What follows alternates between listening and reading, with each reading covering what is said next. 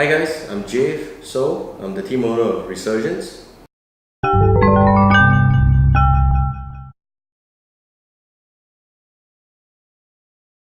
Well, I mean, it's very different, right? It's a very difficult transition for me because as a caster, I was only managing myself, my personality. I create all the content, I decide what I want to do, what I want to say. Whereas being a team owner, what I feel we need to do as a team owner is that we need to manage all these people and how they carry themselves in front of their fans, in front of different cameras, as well as the fact that not all of them are conversant in, or rather fluent in the basic languages. Some of them are more towards their mother tongue, for example, in Chinese, and they may not necessarily feel very comfortable in front of cameras. So the transition of managing myself to managing other people is something that I learned and picked up along the course of our first year. And I would say that now that we are about more than a year into this, I feel that I myself am very much more experienced in terms of managing people.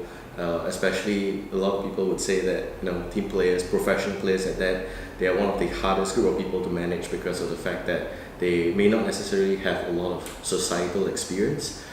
They may not have very high EQ, and while all of those statements are a little bit more like a sweeping statement, I feel that to some extent it's quite true. So managing and going to their world is something that I have learned and I have accomplished. So the transition, although not easy, I would say that it's something that I am relatively successful in doing. I feel that, like I mentioned in the first question that you asked, the key difficulty in managing an esports team is when I need to manage people and their expectations. Some of the players may actually be very unconfident about their place in the world, whether or not they can actually play on the world stage. For myself, I feel that it's something that it's pretty positive that I can impart onto these people from my experience as a caster and the fact that I also never thought that I'll be on that same world stage. It's part of the reason why I did Resurgence, because Resurgence is it's after I retired as a caster that I thought that I want to create a platform for Singaporeans and Southeast Asians to be on the same stage that I had, and it's something that I am actively looking to continuously create and to help these people achieve their dream. For Resurgence, we have a very selected and different acquisition program for all the different games that we had. To date, we are fielding 9 teams in 8 games, and all the different teams that came about in different manner. We are looking at open recruitments for some of the games that we field, and for some of the others, it's always through a selection process where we are looking at talented individuals within the community who are already well known and established in competitive scene, and we feel like they will be a good addition, so we get them to join the team. But moving forward, we always have a open channel where players who want to be part of Resurgence can apply by sending in their credentials or their experience through our email address, and we are always actively just replying their email and informing them if there is a slot available or if they want to come in for a trial should the requirements be met. So that's how we acquire players into the organization. As you all know, Resurgence is a paying organization. We do pay our players. We do support them in the form of monthly allowance. Some teams are getting salary, but the key difference there is that we hope to be the platform in which that some of these players, they may not have a very good family background. So that means that they have to work part-time job or they're studying. They may also need to find some form of finances from outside, and all this take their time away from gaming.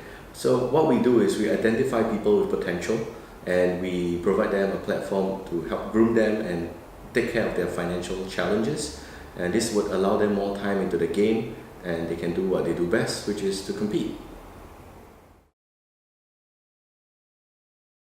Truthfully speaking, it's something that I always wanted to do. So for myself, I was a caster. Like I said, I had the opportunity to cast at BlizCon in 2015 because of the fans and how the community have supported me.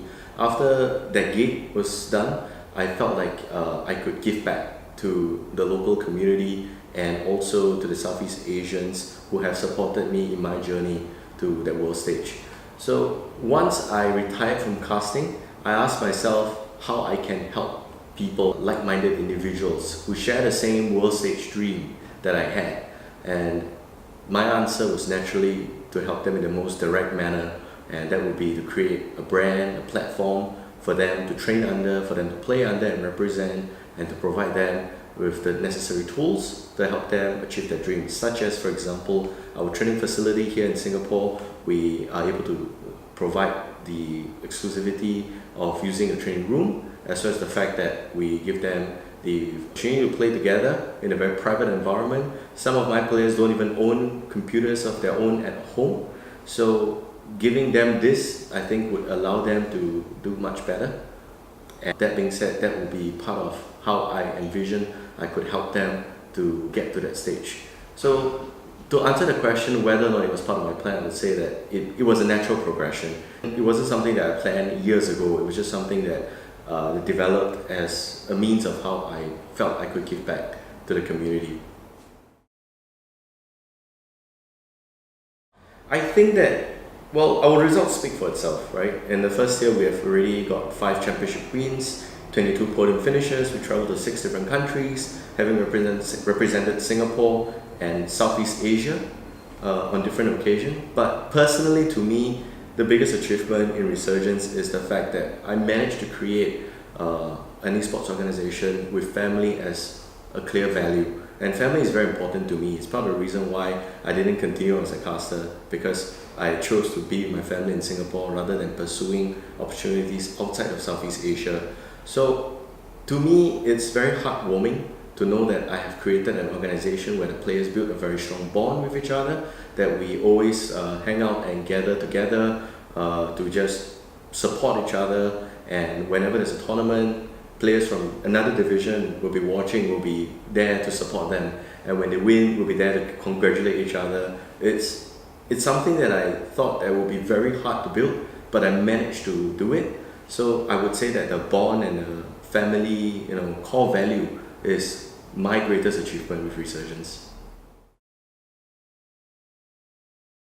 We are an ever-evolving esports organization. I think that in Singapore and maybe even in Southeast Asia, we're one of those few that would always look at new titles and assess its competitive landscape, whether or not it's esports ready, and how we can be a part of that community.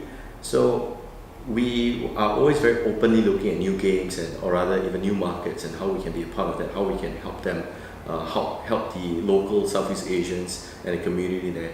I wouldn't be able to say which titles, because I think that right now we have covered sufficient ground across the 8 games that we field.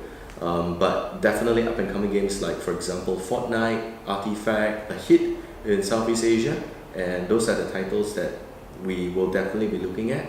But moving forward, I am an individual who will never say no to something that makes sense. So we are looking at how we can be a part of everything if possible. To be very honest with you, I've had a lot of offers even after I've retired as a caster, to cast various different games and even to go back into Heroes of the Storm as a caster. But I've turned all of those down because I feel like, personally for me, it's like a strike off the bucket list. I casted at the world stage. I've had enough. I've now moved on to doing other things, such as helping other people achieve their dream. On the side, I'm also running my own business, dealing with transactions around the world. So I don't think that I would be looking at going back into commentary. Maybe for fun, I would be doing some guest appearances from time to time, but on very selected occasions, I think. And also because as a caster, I've always believed that while I think that I can cast every game out there, I feel like that the only thing that I can use to differentiate myself is the passion that I have for the game that I cast. And as a gamer, I'm very selective in terms of the games that I play. So if I don't play that game, I will never cast that game. It's just my own principle, and the fact that I believe that if I don't play the game, or I don't like the game, or I don't have the same passion as some of the other casters have, then I'm basically A, robbing an opportunity off of them, and B, not being able to do the best job that I think that I can do. So that's it. I think casting and me is something that's in the past. It's something that I don't think I'll go back into, even if given a chance. more likely what I will be looking out for in the future would be to help other casters secure and just live their dream. That would be my angle for casting. Hey guys, if you like our content, do like and follow our page. Also, select See First to get the latest game news and updates. Don't forget to subscribe to our YouTube channel and select on the notify button to get notified to our latest gameplay trailers. Don't miss out!